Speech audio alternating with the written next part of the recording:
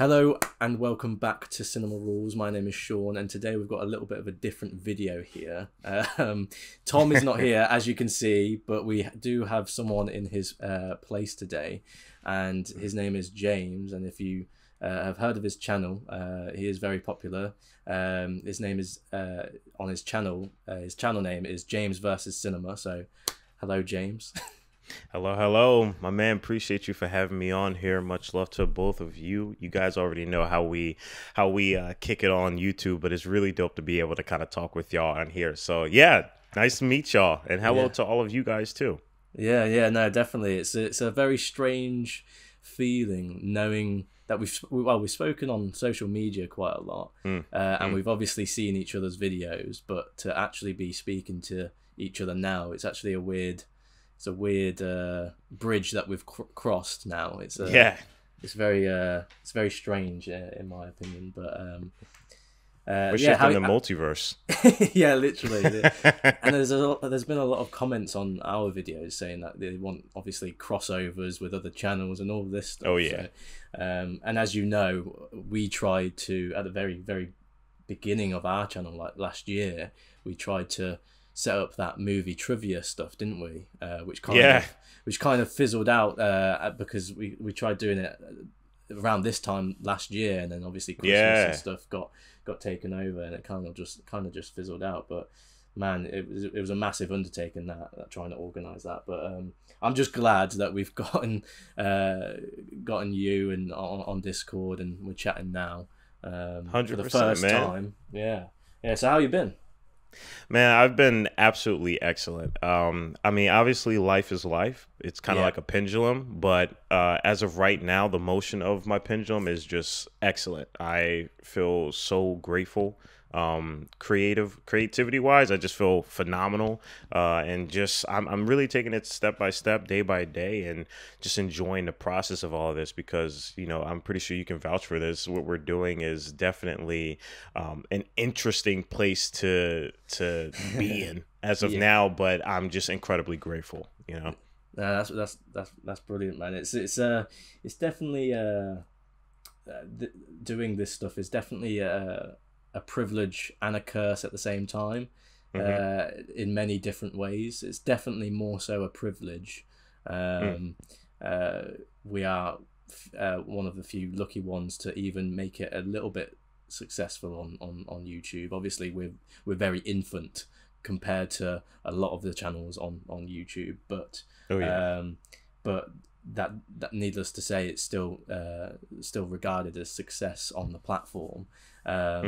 But at the same time, it's a curse because, and as you've hinted, some of the things that come with putting yourself out there on the internet is not very nice. I mean, I do have a question. I might as well just lead into that question, which is how do you currently kind of handle any of those mean comments that you get on in the comment section, if you do at all? What was your first? Can you remember the first time that affected you, and can you kind of explain what your perception of that was when it was introduced? Yeah, so the very first time so the concept alone, to kind of like pinpoint what I'm going to say here, is I've never been new to the feeling, and I'm pretty sure you haven't either, new to the feeling of negativity or just random negativity, just from your existence. That's just always been a part of my life from every aspect. However, YouTube did bring it to an extreme due to the high amount of volume of people that are telling me their thoughts. And some of them, very, very few, I didn't ask for. But for me personally, because I'm the type of person where I always feel first, like no matter how much or how strong I am mentally, my heart's just always stronger. So I always feel it, but with anything in repetition, you kind of learn. And, a lot of the times, even though I feel my feeling can be matured, it can be learned, and it could help shield me from things that are just unwarranted. So when I first came across these comments that, ranging from all different levels of bull crap, I just had to, through process, and each time I faced a different comment, just kind of like check myself and be like, no, I don't know this person. I don't care for this person. There's like thousands of other people I physically know that have vouched for me for years. Yeah. And it would make literally no sense for me to be to go forth and put energy into wasting my time on these things. So it's not that I learn like I'm like this perfect being where now I'm like, oh yeah, I don't care about it. It's like, no, I think anybody, and anybody who's a content creator, anybody who just creates for the public does truly care. It's just a matter of like learning how do you kind of care less about the stupid stuff.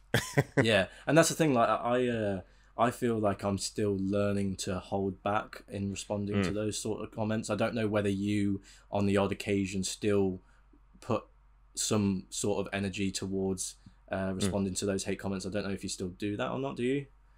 I only do it. I only do it to the ones where I know for sure I can roast the crap out of them. so like there's like no possible chance where this could backfire on me. Yeah. And I do so in a way it's like sending out like an email in a workspace, right? Yes. You got to passively aggressive. Yeah. Like just call them out, and so that way they're just like, damn. I did have a comment to where one of the guys were just like, one of the people I comment back to was like, you know what? You're right. Yeah, I'm sorry about that. And I was like, wait. Okay. Yeah. That's interesting. That's the thing. Like, I think with the comments that we've had, what I've tried to do is kill them with kindness. In a way. Yes. So you just comment saying, you know what, I see where you're coming from, but I see it from this angle and all this stuff, and those times are usually the times where they come back and go, you know what, you guys seem like cool dudes. Exactly. I apologize for my initial comment, and I feel like most of those comments are mainly just ill-informed or misinformed, or they don't know the full picture of the topic in which they're I don't know, berating you on, and then you just have to fill in the gaps for them, and then they're just like, oh, okay, yeah. But it can be very soul draining reading those comments. 100%. Yeah. Yeah. I don't know whether you look on the the unread. Not unread, sorry. The unpublished. Oh, what is it, like the unpublished one? Yeah, I normally go on those just to have a little laugh, because they're the extreme ones, because they don't exactly.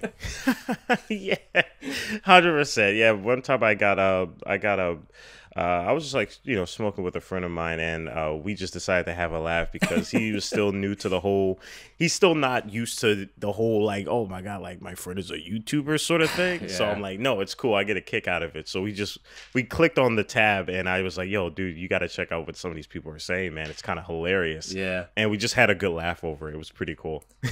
And that's what you need to do. You have to kind of laugh it off. 100%. And you need to talk about it as well, like, and even if that's like subconsciously or through a different type of way, even if it's just showing your friend and laughing about it, that's a way of kind of getting it off your chest as well, almost. 100%. Yeah, no, it's and you say that you kind of care less about those comments now. Oh yeah, because there's now so much more that I'm noticing that are just extremely positive, and I'm sure you could vouch for this too, where you start to really notice how, or the effort people put into truly writing positive comments, right? Yeah. It's a very powerful thing when that gets brought to a repetition, and especially when you understand the idea that not even a lot of people are even commenting. Like there's lurkers. A majority of people are probably lurking, and then they rarely comment. Yeah. And I'm sure that, there's even more of that. And I actually addressed it one time on a video of mine. I think it was like it was like the It's a Wonderful Life video. Okay. And it was really cool seeing a lot of the people who don't normally comment say like, hey, yeah, like I watch your channel, yada yada, and it was dope seeing all the people come out the woodworks, man. So you probably have even like loads and loads and loads of more people who are just rocking with you from, you know, a place where they don't have to comment. Yeah, and it's dope. Exactly.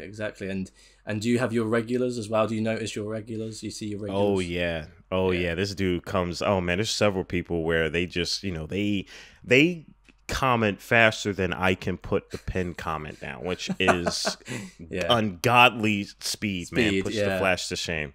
yeah, it's ridiculous. But it's nice seeing those like regular faces to know that 100%. They're not just there for the film, because I know with our channel, it's a sometimes it can be misconceived in exactly whether your subscribers are fans of the film that you're watching or fans of you and your channel itself. But it's always reassuring to see those regulars coming back for you and not just the film. Yeah, 100%. It's like when people comment on sections that are outside of the film reaction or commentary. They comment on probably what you say about the intro or what you say about the outro, and I saw like one of the comments I would usually get is like, man, how come your intros are so long? I'm like, well, people actually listen to them. Like people are actually like, I would say some things and people are really grateful for those moments, and it's usually the people that don't listen to the entire intro that usually say that, because they would understand that people would need to hear things like that. So man, like I understand 100% what you're saying, and it's a really weird thing that a lot of people, like you said, outside of YouTube, they don't truly understand, because it's a very weird human study that's happening. It is, and you kind of have to come to accept it and to kind of embrace it in a way. And it's a very weird thing that you have to do that, because at the same time, you know, you're getting so many hate comments, and it's very hard not to take that personally. But it's it's really just evolving your personality to kind of accept those things. But yeah, it's nice to hear that other YouTubers like yourself are going through the exact same thing, of seeing the exact same thing, and have kind of reacted and think about that in the same way. Have you banned anyone? Blocked anyone? I haven't, but I know that there was a time in the beginning where it was like a very rare moment where my mom came down the steps, and it was like a fun little moment that my editor decided to keep in with one of the TV shows. I think it was Daredevil, and it was like a really nice moment, and it's my mom. And I saw this one comment where I didn't even read the rest of it. I just knew it was utter garbage, racist, and it was geared towards me and my mom, and I just banned that right off the gate. Like those are the ones I truly don't care for. Yeah, like, you don't have the time. I don't even get angry. No, I'm just like whatever. Yeah, don't take it personally whatsoever, because the issue is with them and not with yourself. So exactly. But yeah, so because I know that your first video on your channel wasn't actually a movie. Well, the first 9 or 10 videos on your channel weren't actually movie reactions. So you started off your channel with a video called "How to Beat the Social Media Algorithm," and it seems like you have done that. I know, right? Yeah, that's funny. I didn't even think of that. So tell me, like, well, first of all, what did you do before YouTube? So yeah, before YouTube, and I knew YouTube was something that I always wanted to venture towards into. YouTube, I call it kind of like getting out of my room, and that comes from a place where when I was growing up, I never really was the type of person to kind of tell people my dreams or anything like that, because I was just so inside of my head, and that had to do with a lot of life problems, like family stuff that was complicated and complex. But I slowly, especially when I went to college, I slowly started to get out of my room. I started to get out of my head and test the waters around me. And when I'm like, oh, I'm like floating, I'm actually doing pretty good, I kind of just continued to do that until I finally got to a point where I was confident and putting myself on YouTube. And what I wanted to do was to kind of show people this really cool way of just living a life and going about life that isn't just like some positivity jargon from a guru that, you know, read like a bunch of health books or whatever the heck. Yeah. I just wanted to be real and genuine, I think is the word. And that's how it started with those videos, where it's kind of like, okay, you see these titles, you see these things, yada, but this is where I'm different. This is where James Adams, the person who is just a damn human, is going to just live his life, and you're gonna hopefully see it or whatnot. But yeah, I mean, the problem with that is, even though you can be real and genuine, there's also a couple 100 million of people trying to be real and genuine at the same time. And so I did these videos, and they're like really good, but they weren't getting any traction, and I had to get a little bit smarter in terms of how I want to tackle this, but like also keep the same realness and genuineness that I delivered in the first videos. But yeah, those are kind of how those videos became to be. There was a lot of skits, there was a lot of me, there's a lot of humor, there's a lot of just, you know, vlog activity, but there's also little hidden gems of moments that really have helped me throughout my life in terms of slowly escaping this room or my head that would be my greatest villain sometimes. So that's what those vlogs were meant to be, which I can't wait to bring back now. That's brilliant, and I can definitely tell by the way you come across and how you speak. You're very very passionate in kind of articulating positivity to people, and you know, putting wisdom out there into the universe, even if it might not be, you know, someone else's wisdom or something that they need to hear. It will always be someone, you know, it will always be someone's. But my question is, how, because you mentioned that, you know, you're always in your head at first, but now you seem to be, and when I watch your videos, you seem to be like so out there and so open.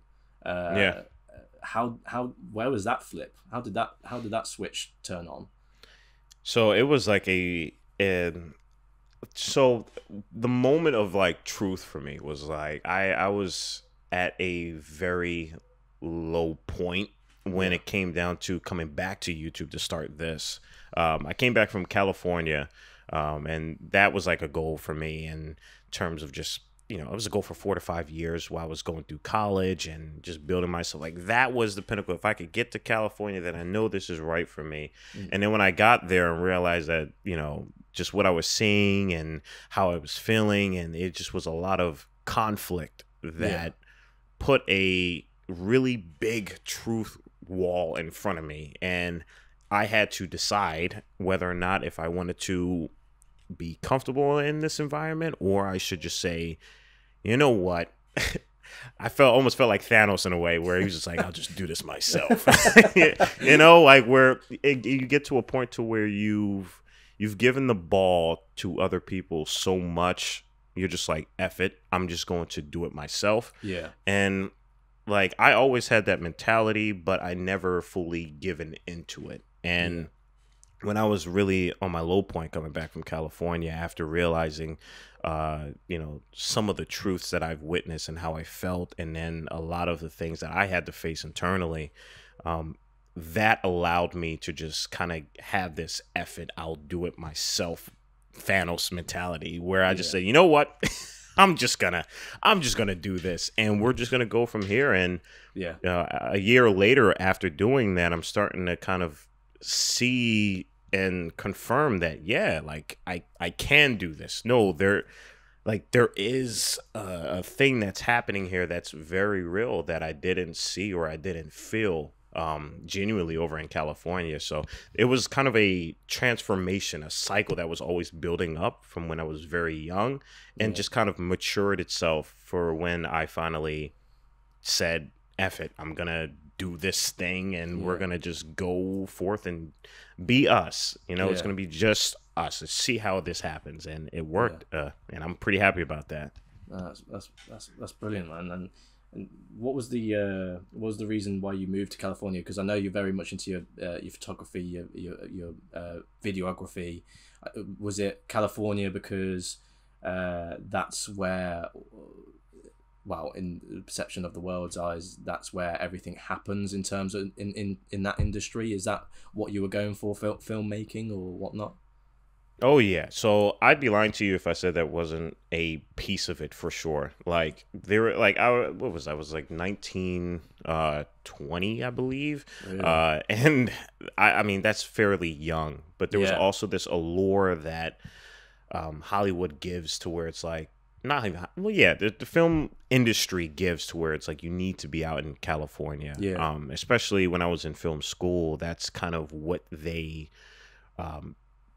gave to us. They were like, well, you gotta go here and then you gotta do this, and it was like a very routine set schedule thing, but I didn't want to do that. I just wanted to go out there and continue being me. And then I realized like, oh no, I have to almost give up a part of myself to be within a space where I thought I had to thrive, and that is what the conflict gave to me. And I faced my own sort of obstacles through that when I was in California.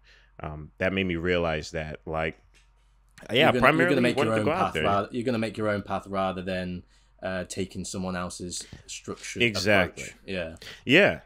I mean, and it works out better for all parties because we're able to be focused and 100% in what we're doing. I knew that if I stayed there, if I, chose a route that wasn't genuine to me, then I wouldn't be able to be the best piece of myself, which is alternatively the best option for me. Yeah, no, exactly. And sometimes that's the best thing to do. A lot of directors nowadays say that you don't need to do to go to film school and take the approach that many great directors did nowadays, because everyone's got everything at their fingertips now. You can go and form your own path, create your own mark on the industry or the world or whatever you want to do. It doesn't have to be to do with filmmaking. It could do with anything. And maybe not doctor, because you probably need to get the proper training to do that. But 100%. The ones outside of the art that require saving someone's life.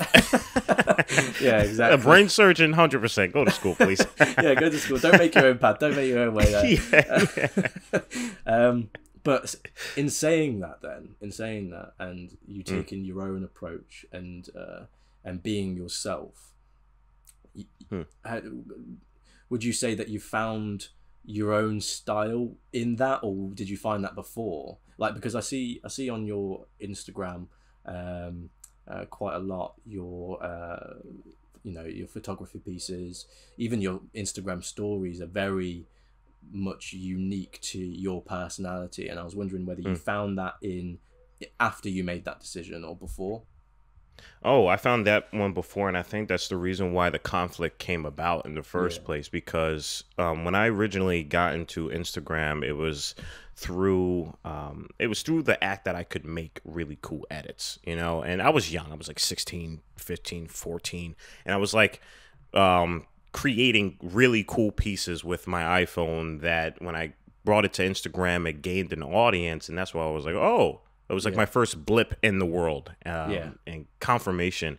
But as I grew older and I started to witness more bodies of work that inspired me to my soul, I wanted to really dive deeper into what is that? Like, what is that inspiration, that feeling that is able to transform and expand my being of art, or whatever that is. And it required me to really dive into a lot of things in my life with more understanding, and I started to realize, especially when I went to California, that I wanted to be an artist. I wanted to dive into myself truly, and truly bring forth an experience that's beyond what anybody else could bring. And as I went to California, like I said, that's when that conflict happened, because when I went there, it was like, no, we got to decompartmentalize you and put you into areas and a box,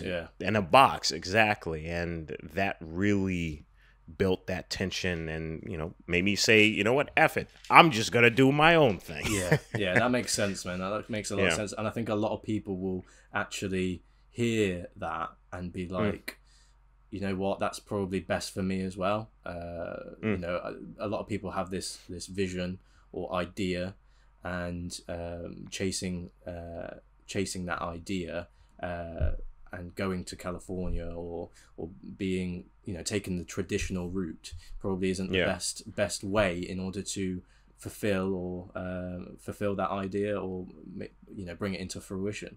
I think a lot of people would I'm not gonna lie, me and my brother, and even Tom himself, we're very much into films, obviously, but in terms of filmmaking as well, we are very much obsessed with the idea, and we've always talked about going to America and going to California and all these dreams and stuff.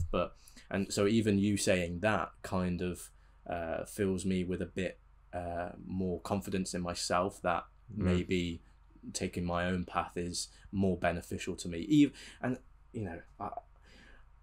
a lot of people say, oh, you're into filmmaking, you'll never go anywhere, you won't make it big and all this stuff. It's just like, this is probably the same for you, I don't care as long as I'm making something, or making films, short films, then therefore I am a filmmaker, because I have made 100%. Those ones. Whether they're small budget, no budget, or big budget, it doesn't matter.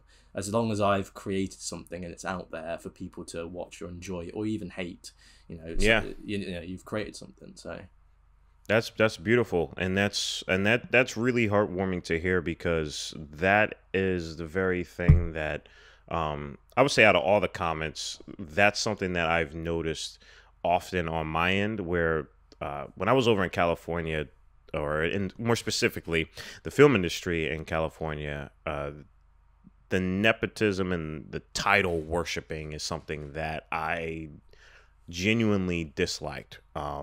I disliked the fact that this word director, filmmaker had to come with this prestigious rank of whatever. And it's like, well, hold up. Like when people say, oh man, did you become a filmmaker because of films? I'm like, no.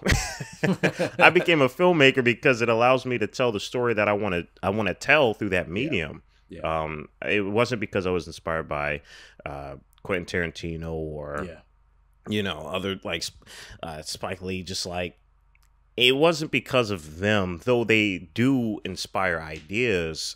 It was more so because I visually, personally, genuinely, humanly feel as though I need to talk about this story through this medium, and I will do that. And I think that's what makes a filmmaker, and I think you are 100% a filmmaker, and nobody should tell you any different. But I really think that's a beautiful thing to understand and realize, because it will get you through a lot of the hardships when it comes down to deciding to take the path for yourself.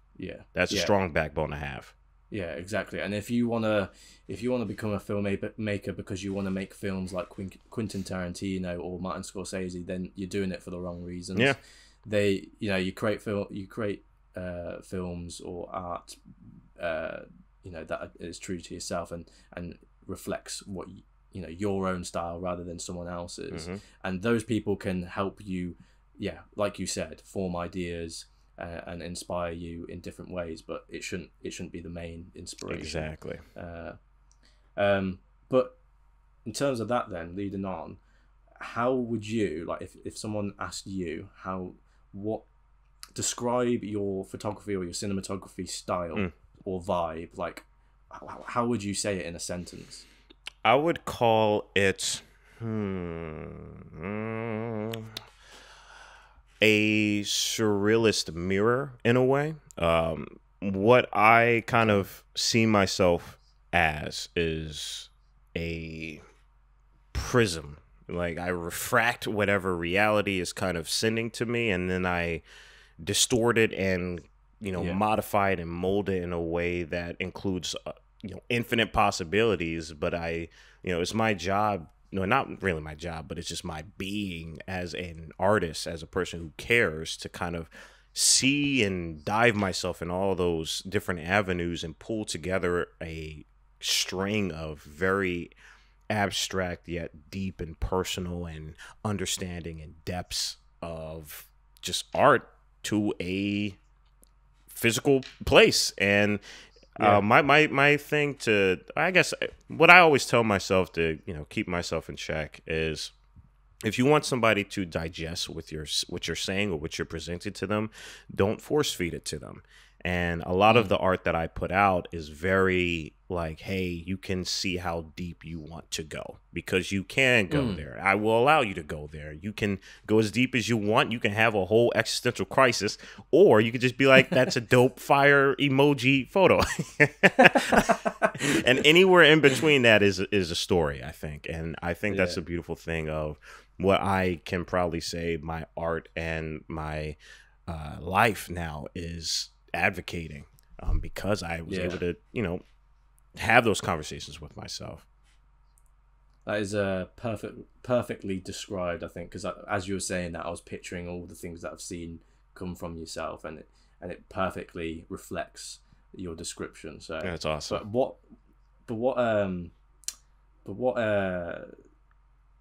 are you more attracted to producing that type of style and vibe? Why not architectural photography where it's very symmetrical? Why is it not landscaping? Landscapes. Why is it this distorted reality that you're more attracted to? Got you. First of all, I want to say these are incredible questions. Like, I love that. That's really that's really awesome, and that speaks like volumes on you. So that's really cool. I would say the reason why I definitely think it's because that I feel so personal with it. And if I were to portray my work through architecture, there would be a missing element of the body, of the soul, that as of right now, I feel as though I'm not confidently able to express. That could change later on in my life as I become an older, more living being, quite literally. But but as of right now, the clay that I'm using is primarily like with bodies, like my own body more specifically. I want to be able to challenge and go deep and see different ways of how I can use myself in the words that I'm piecing together and the art that I'm piecing together. So I started off with street photography. Street photography really taught me a lot in terms of just the technicality of things, but it also taught me the rawness, the soul, the reasoning to why a photo, why light is supposed to be captured. It's because of the rawness of it. And I think as of right now, I haven't found how I'm able to mold that with architectural photography or landscape, but I'm confident, and as I get older, I definitely will be able to incorporate that soon. And when I do, it's going to be great. It's going to be great. Definitely. Yeah, definitely. And, sometimes you don't even need to go into that field of type of photography. Architecture is very, like you said, it's without soul. Architecture is very much urbanized, and so if it doesn't match your style, it doesn't match your style. But if you're able to achieve your style within that area, then all the more for you. You've reached a new level. New Super Saiyan level from doing that. But so I guess with that style that you've kind of created, that you've almost solidified and that you're more attracted to, it's a very unique style in my opinion. I've seen variations of it, but I think you go deeper, and you produce more ambiguous pieces, What, and I've got a question here, and what is something that people seem to misunderstand about you as a person and about your work?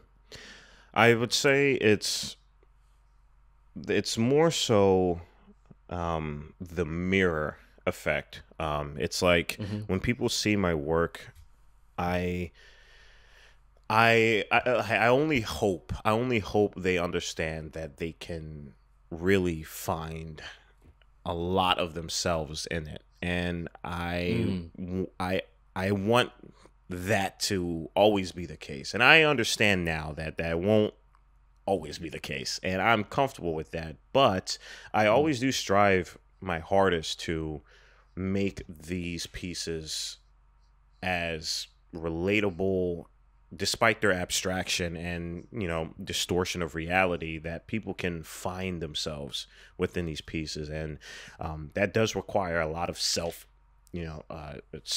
movement, and I can't control that. I can only open up the opportunity and create the space for it. So I only hope that people can understand that they can go deeper in my work. They can truly interpret it to infinite amount of possibilities, because that's literally what it is. So that's my only thing that I would say I would hope people can understand more about my work. That's cool, man. And when you create that work yourself, when you're in the middle of that, let's say that's your element. When you're in that, how do you get to that? What's your element? When are you in your element? Oh, it's so fun. It's really fun. I really go deep into it, where I mean, let's say, for instance, an example, one of the last shots that I put up on my Instagram, because I haven't posted for an entire year, because I decided to use this whole year as observation, just me taking in things and doodling my thoughts. But when I went to the beach, and it was around this time of year, so it's cold as hell. It is cold. And I brought this mangy, beat up bed in my car that was pushing my seat up with my kneecaps against the freaking steering wheel for 45 minutes to an hour. I think it's a combination of determination, and then when I got to the setting of which I wanted to create, because I'm the only one there, it's early morning, sunrise, and I kind of have to tap into it. It's like acting in a way. When people go into these states, and I call it like the Drool Stage, when, you know, if you're editing and then you get into the zone and you're just kind of like, you know, in the phase of where you don't even realize that you're drooling, but time just becomes this stream of consciousness and you don't realize what's happening. That's what I tap into when I go into those things, because I think that's what really helps me be a director as well.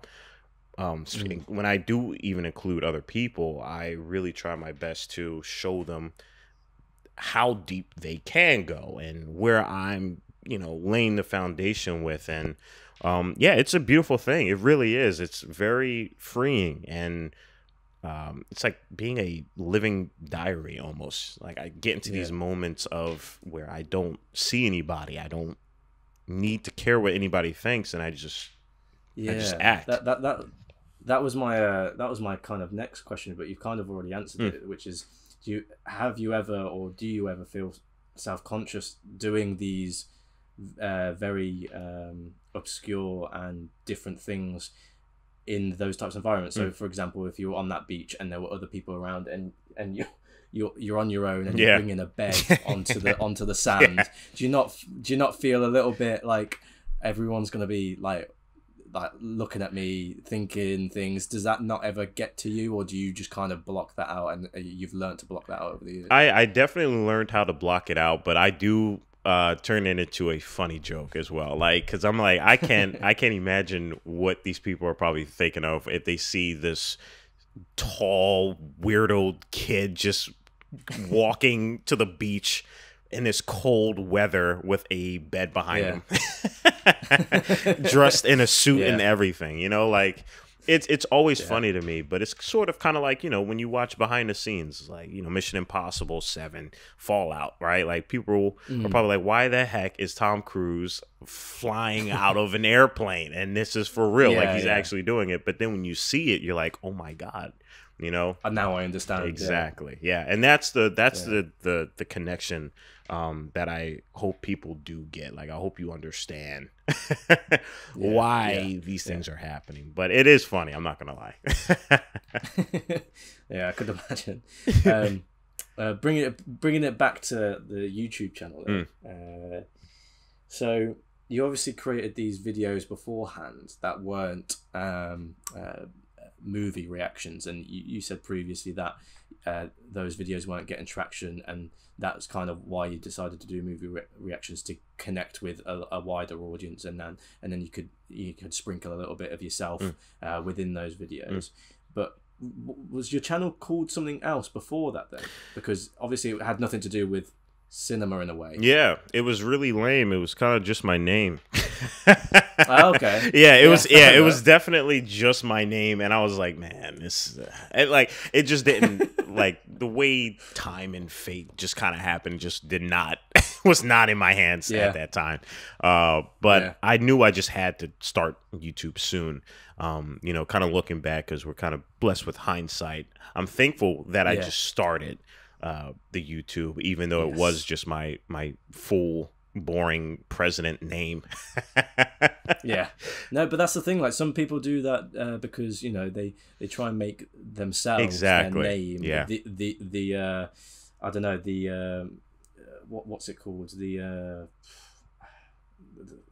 words lost on me now, kind of like the forefront, and it's like a the product, 100%, basically, which is, you've got like the branding. A lot of people that do that. Yeah, the branding. Yeah, exactly. You are the branding. So I completely get why you would do that. And that switch then from movie reactions, you went from James Adams, I'm assuming, to James versus Cinema. Yes. What made you pick James versus Cinema? And did you have any other names that you were kind of and ahhing over? That was a good question. I'm trying to remember, because James versus Cinema came up for some reason. I'm trying to figure out what it was, but I think it probably has to do something with like fighting or whatnot. I think I was like, if I wanted to make this a really cool like rapping, like, oh, I always knew this. James versus Cinema is kind of like James versus the world type of thing, because that's how it That's how it felt for me coming back to coming back from California with this new foundation. It was like, okay, James versus whatever, right? Like, you know, I'm taking everything on, and I'm going to, do my best to, continue thriving and continue growing. And, I think James versus Cinema is what kind of formed in itself. And I'm thankful for it, because, definitely beats James Adams. I'll tell you that. I like that one as a brand more than James Adams. But, I think that's where it kind of came up. But in terms of any other name, I'm not too sure. I'm pretty sure I got some lame ones. I had some lame ones in my head, and I'm thankful I didn't go with. That's fair. And it kind of fully encapsulates what you went through in California then. Like, it's almost like you are versing that industry now, because you chose to walk away from it and pursue your own dreams on your own, and then your own merit. So it's quite fitting. I do like it, and I like the fact that that has meaning now. So any James versus Cinema fans watching, there you go. You got a little bit deeper into the mind of James there. 100%. Yeah, dude, I love it, bro. And I gotta say, I love your names too, man. Like, come on, we got some pretty cool names here, man. Our channel name was like, we had some shockingly bad ones. Like, it was like red seats or something like that, and we landed on I was going to say we landed on James versus Cinema. We landed on Cinemarules because basically Cinemarules is in it. It's good, it's amazing. But also, when I was a kid, well, still now, when we used to watch films as a family, pretty much every night, my dad would always shout at us if we were on our phones and say to us, "It's cinema rules." So when you're in the cinema, you're not allowed to be on your phone. So Oh, that's wow. the That is really double cool. entendre. Holy Yeah. crap. Dang, that just blew my whole noggin out. That was really cool, bro. Thank you for telling me that. That's Yeah. dope. Yeah, so that's where our name came from. But so obviously before this podcast, we were briefly talking, and you said that you were I was going to ask the question like, where are you going to branch out to next? Like, what's the future of the YouTube channel? But you said that you're definitely thinking of going into gaming.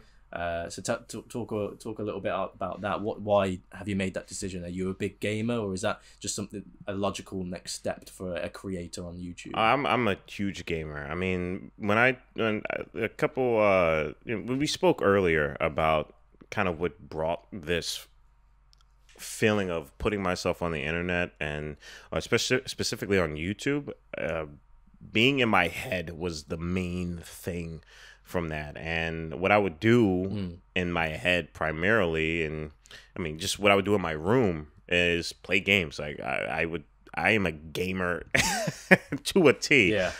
Because it would help me escape from the realities around me.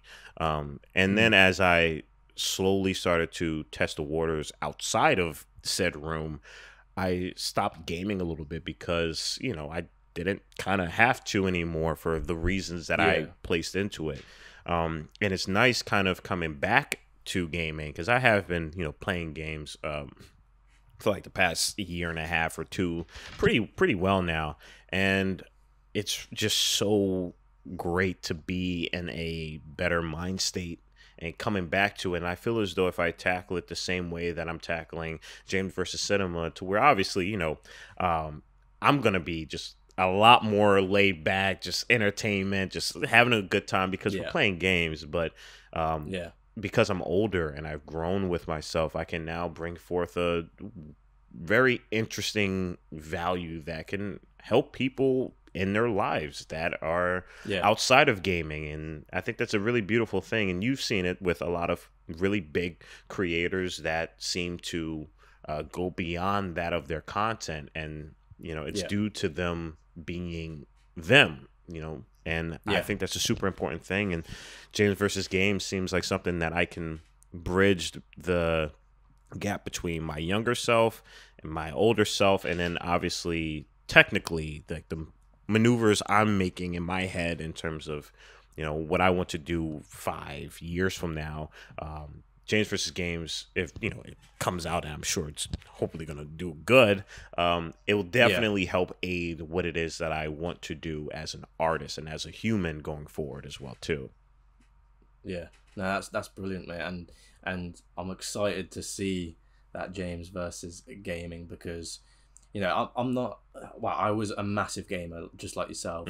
I think when I started Cinemarules, I did not play it. Well, we started Cinemarules like nearly a year and a half ago now, and I must have played any sort of game about.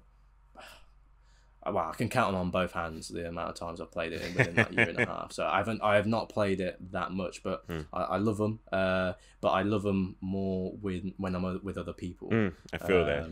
So are you thinking about just doing it solely on YouTube, or are you thinking of going over to Twitch? What's your strategy? You think? I'm definitely thinking so for like campaign wise. I'm definitely thinking YouTube, and for.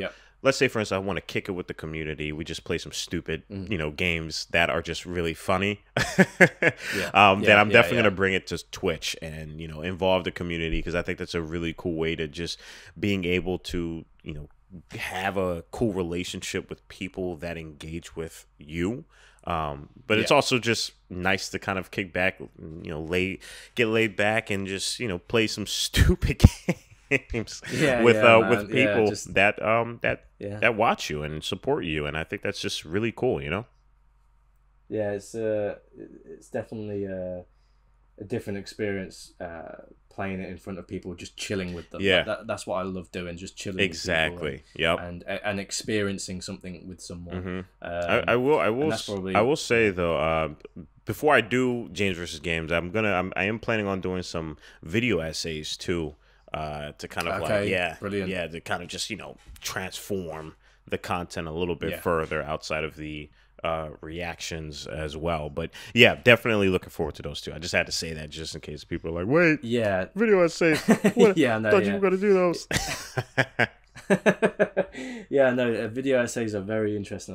I love watching them. I've actually tried writing some myself, Nice. but they are very difficult Yes. to kind of do, and I think people have to understand that they can't be as regular as the movie 100%. reactions, because a lot of thought and time needs to go into exactly what you're going to say, how you're going to say it, and also what's going to be on screen when on the video, when you're doing it. Exactly. So it's a very complicated video to put together. So, but I'm looking forward to those, man. I'll be definitely one of those people that like those videos, be the first one to comment. Hey, my man, I appreciate that too. I'll probably have it unlisted, send it to you as well, just to get some feedback. Do it, yeah, 100%. Yeah, 100%. Yeah, 100%.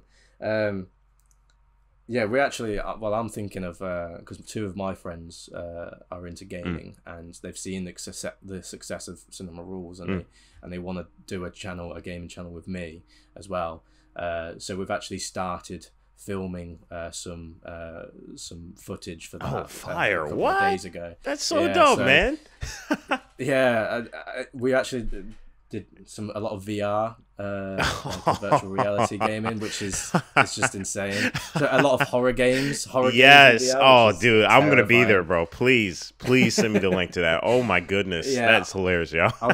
I'll definitely send you it would definitely be something that comes out later next year, because we want to kind of get a backlog of stuff, because obviously there's three of us and we want to take our time with it. But I'll definitely send you a couple of videos before they're released to get your thoughts as well. That's perfect. But, yeah, that's so dope. So yeah, I guess for the viewers and listeners watching, if you're still listening, watch out for James versus Gaming and both of our gaming channels. Yeah, be coming out soon, we're gonna be both gaming, y'all. All right, there's gonna be like you guys thought that you were having a lot of fun. Now just wait till a little bit. All right, it's gonna be good.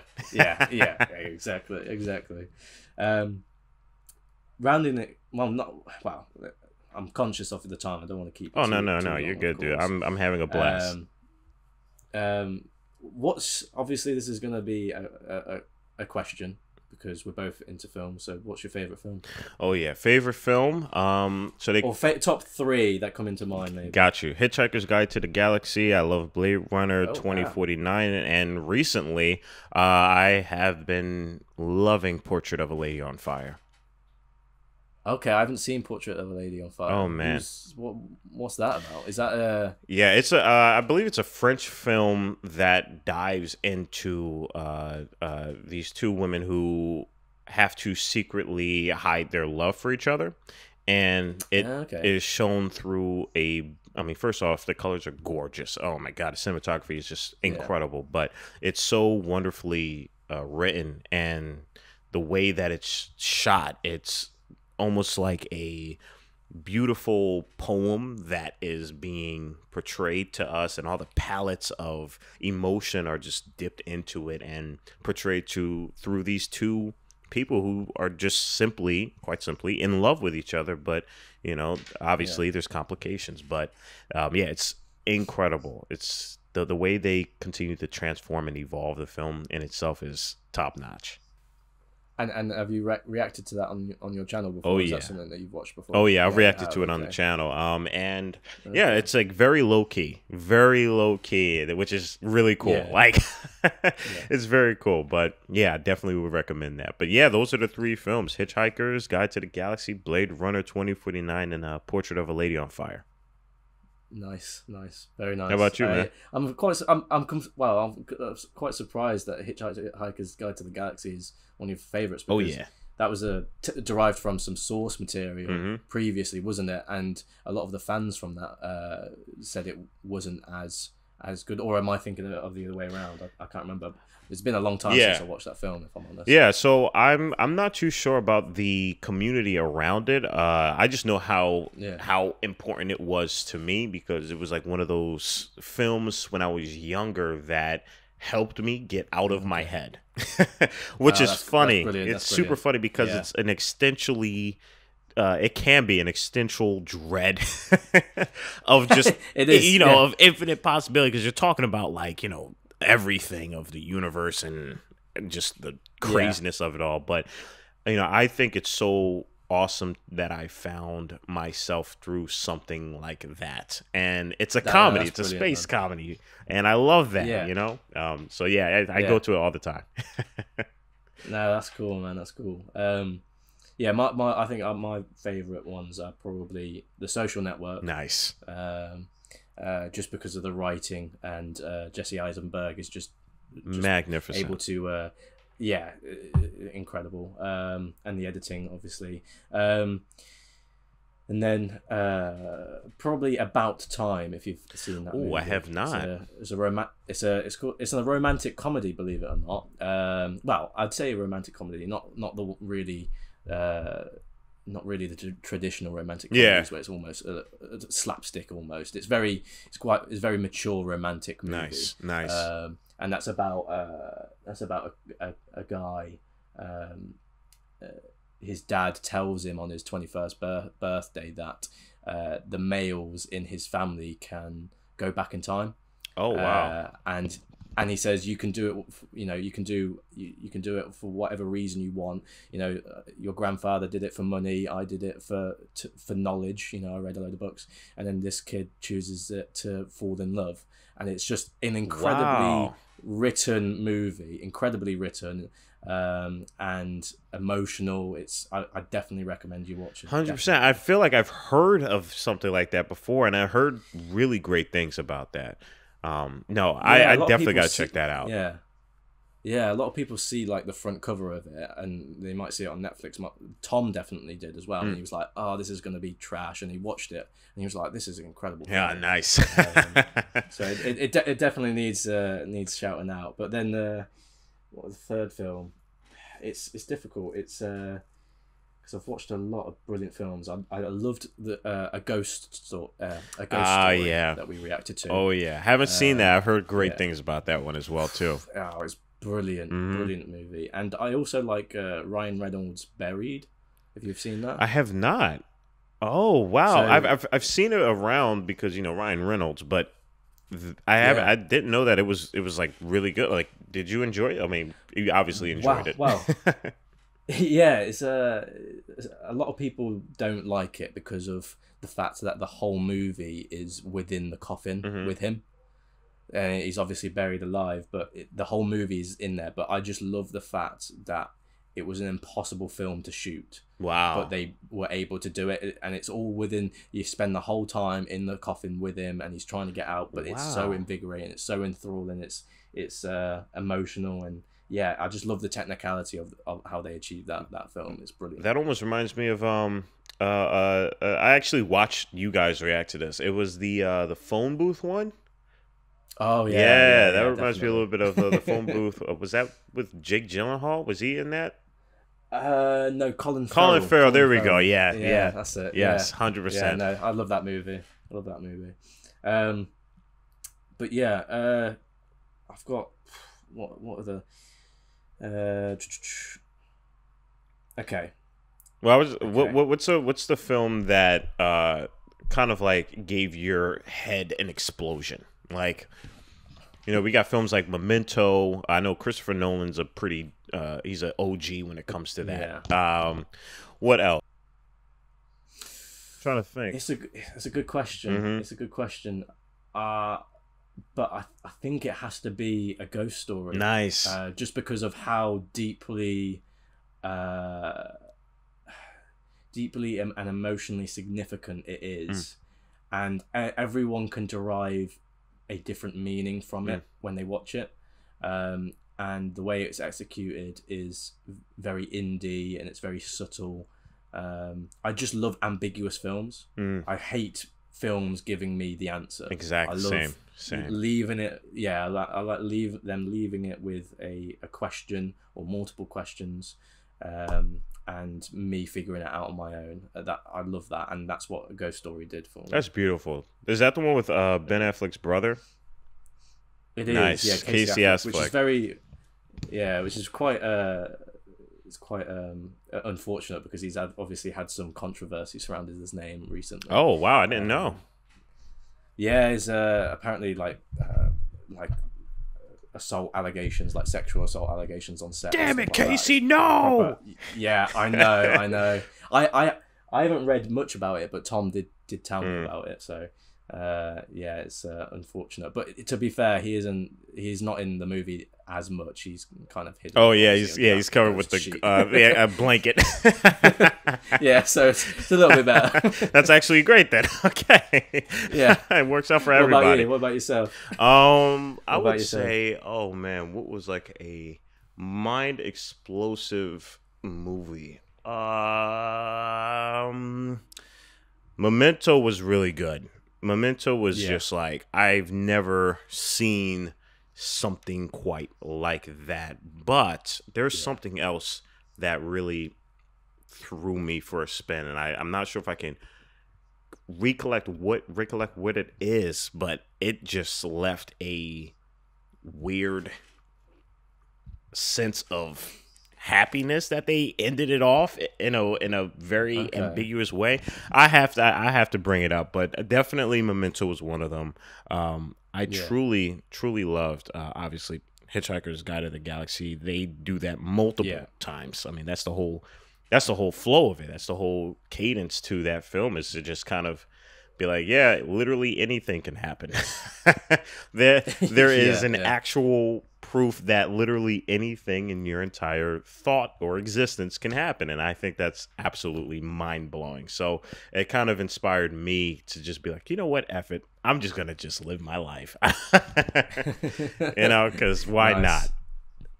Yeah, nice, man, nice. I got like 3 questions left. Oh, so, definitely, man. I'm with it, man. I love this. Yeah. Right. This one's a very weird one. So, if in 150 years, I got you can obviously tell I got this question off the internet. Oh yeah. This one. If in 150 years science has failed to save us, and all that is left is a book about your life, what would the title be? And what would be the blurb? Tell us. Yeah, what would the blurb tell us about you? Oh man, it's hard because I didn't live 150 years. But let me see. You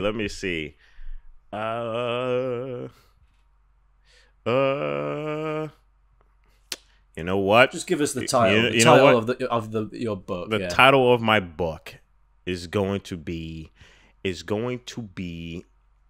sensational. Sensational. I like it.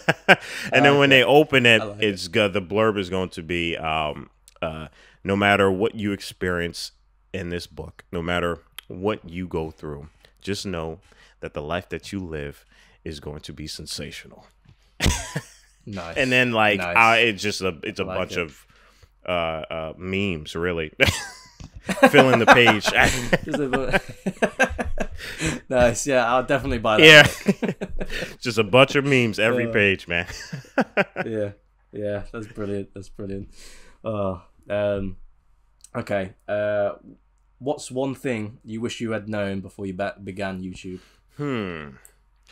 One thing I wish I had learned. One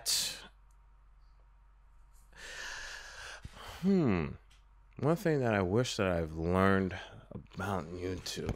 It's so funny because I haven't given these any thoughts, but there are things that I probably should give some thought towards. I wish that I wish that I could have learned that there is a way of bringing yourself in your content sooner, and understanding that there is a way of saying, hey, I want to like, there is a proper success to it. Like you can actually win. Like you can win. It's just a matter of finding that balance of being yourself, but also realizing no one knows who the hell you are. Yeah. Like there was this it was just really difficult for me to understand that, because I was in a place where I was like, well, I'm in California, right? Like I can definitely do this, right? And then when I made those vlogs that, would take me like 3-4 hours to edit, and then alongside of like, shooting it, and them only getting like 150 views from friends and family, and whatever rando that stumbles upon it, I wish that I could just understood earlier that there is a place where both of those things can thrive. It just depends on how patient and how smart, really, you're willing to kind of tackle this thing called social media, because it's not infant anymore, even though it is in the grand scheme of things. In our timeline, it's not in its infancy anymore, and it does require a understanding of the internet and how it works. But I think a lot of people kind of lose themselves into that, in a place where they forget why they are doing it in the first place. And it's like, no, like I know I don't want to do reaction videos for the rest of my life. Duh, I'm pretty sure everybody knows that. Yeah. But it does help in terms of garnering a community, and you can still incorporate yourself in the videos too. So when you eventually do start bringing forth vlogs or films or experiences outside of, let's say, for instance, reactions, they can exist. There is a coexistence that can happen. It's a matter of how you're able to do it. So I wish I told myself that. And do you normally look at the analytics on your channel? Of course, you might do a little bit, but do you really look into the details of it to try and change your approach or anything like that? I don't. I definitely, and I know people do, and that's like really dope. But I definitely don't, because I know that it will mess up my flow. And me personally, the thing that helps me transform and to evolve, like into video essays, etc., to kind of transform the channel, is surely because I want to. It's exactly. Yeah, it's definitely because I want to do that, and I want to, and I know that I can, and I can allow the audience that has now formed around this channel experience something that I personally think is cooler. No, agreed, man, agreed. So, and what advice would you give someone that wants to start YouTube? Yeah, definitely. The general question. Yeah, so for those of you out there who would like to start a YouTube channel, you are in a brilliant position in your life. I think the fact that you can even ask yourself that question means that that's a brilliant place that you're in, and take advantage of it. I think you should start YouTube. However, we also are not in a fortunate situation to where YouTube is at its very beginning. So it's up to you to kind of understand that and realize that there is a smart approach on how to do this. Now, whatever that is completely up to you. However, it's also up to you to not lose yourself during that. So be aware, but also, know that you got this and you can do it. You can do anything you want. Just be aware. So that's what I would, give advice for it to anybody starting up a YouTube channel. And also learn editing. Learn how to edit. Learn how to edit. That's like 50% of everything, if not more. Yeah, definitely. Yeah. And I mean, I remember wanting to start YouTube for a while, or something surrounding films, and I just felt starting was just the thing that kept me going. Just start it, even if you don't feel like you're ready. You are ready. Just pick up a camera. Believe it or not, on our channel we still use the iPhone, the latest iPhone. That is so dope. Our footage. It's so dope. It's just because it's so convenient, it's so easy, and it's what we've done from the very start, and it is proven to work. So that's awesome, man. Hell yeah. We definitely know in the future that we'll be upping the ante and the quality of the videos. But we started with the phone, so it's surprising what you can do and what you can achieve with so little. So, Yeah. That's Yeah. And oh, sorry about that. My bad. My so bad. I was gonna like basically add on to that and say like yeah. that's really beautiful to being able to do that, and I think there's a lot of um, really genuine positivity that I think people can understand that from, because you still being able to use the iPhone and still create such a quality brand, a quality environment around your channel is, I think, is just, it speaks volumes for itself, because obviously, like, just looking at it now, it speaks for itself. But similar to kind of how I stepped into everything that's happening now, I wouldn't have been able to do that if I just said, oh well, I have to start off with my camera. It's like, no, I started off with art with an iPhone, Yeah. Yeah. because it was like the thing I had at the time. So yeah, I mean, hearing it from both of us, I hope that you guys out there just realize, if you have something on you that you can create with, you should probably create with it, for sure. You can figure it out later. Yeah. Yeah, definitely. Yeah. Definitely. And remember that we don't even have scripts that we go off by. Yeah. There's a lot of content creators that write scripts to get their videos pinpointed. Probably with you, James, we just kind of just speak. Oh yeah. Like just we ramble on and hope that what we're saying makes sense. Oh, 100%. Yeah. Same here. I can if I put my brain into like focus mode, but yeah, I'm very flowing with my way of talking to people. Yeah, exactly. And final question, what one question have I not asked you? If you were in my shoes, would you ask yourself?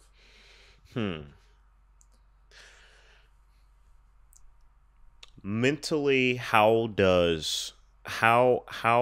you feel like mentally, how do you feel now, right?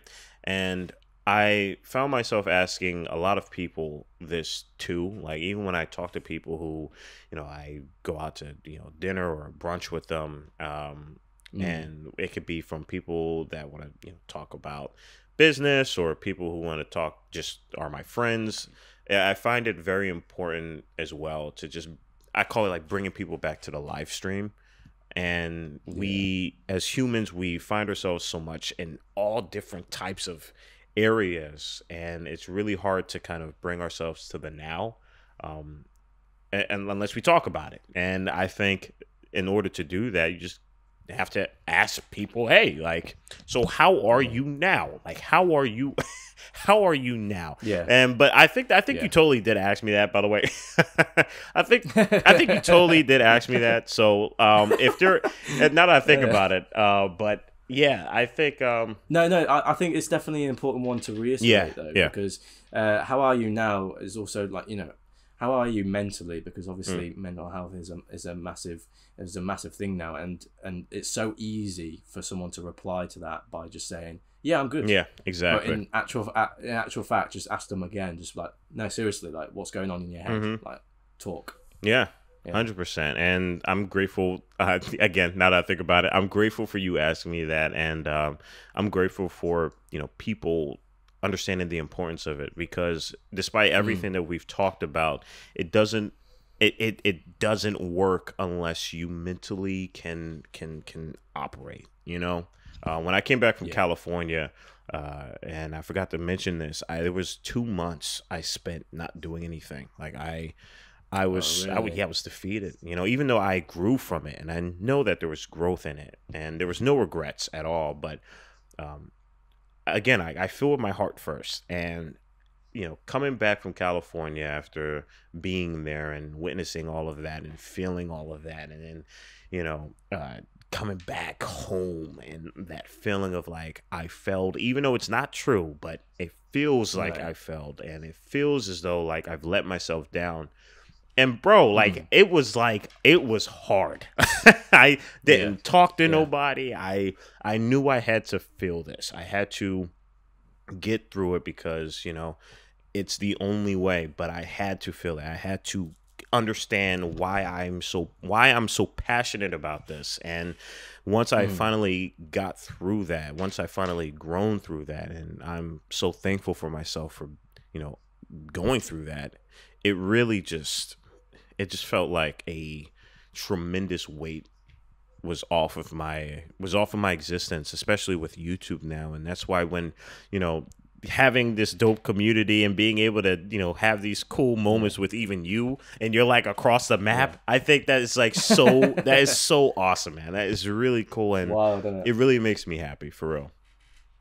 Yeah, no, definitely. And I think that topic speaks volumes in a time like now, with, you know, COVID and all the lockdowns, you know, being isolated. And, you know, I can tell you that, you know, when the UK went into lockdown, you know, I was furloughed for about 2 months as well, and I just didn't do anything. I didn't, you know, work out. I didn't keep my brain or my body active, and, you know, you slip into this I don't know, this space where it's unhealthy, and it's just about coming out of that. And actually, YouTube and Cinemarules was the one thing that, you know, was a silver lining in those lockdowns. Exactly. And it was a way for me to climb out of that mind space, you know. So I think it's very important to highlight that topic whenever you can. That's beautiful, man.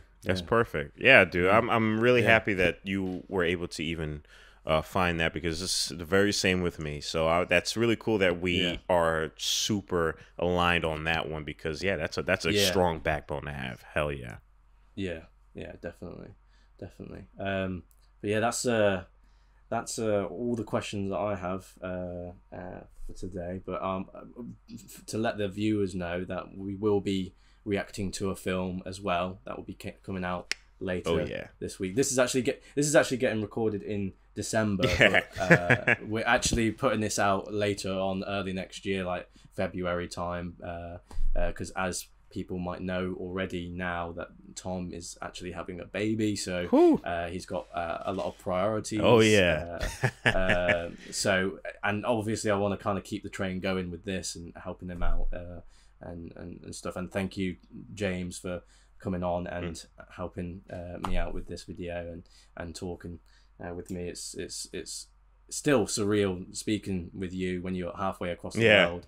But it's so cool. It's so cool. So, yeah, man, you're my brother, homie. I love you. Yeah. You too, man. You too. But yeah, watch out for the reaction video later this week. And thank you again, and see you in the next video. Cheers. Cheers. Peace out, everybody.